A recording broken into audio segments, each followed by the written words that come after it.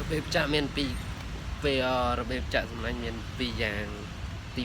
1អានេះរបៀបទី1ចាំខ្ញុំប្រាប់នេះចាក់មួយចេះមកពាក់នេះមួយចេះ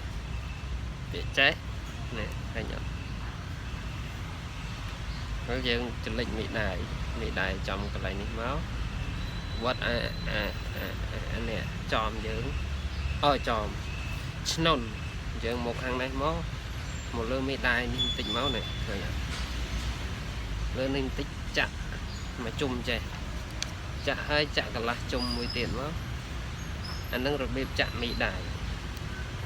ឃើញអត់បាននេះរបៀបចាក់មេដៃឃើញអត់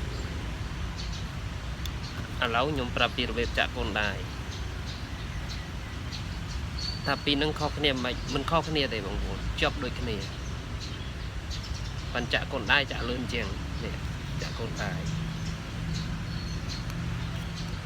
ចាក់កូនដៃអាចចង្អុលនេះត្រូវទុកបាក់ក្រោយនេះជាប់នេះអាក្រោយនេះដៃជាប់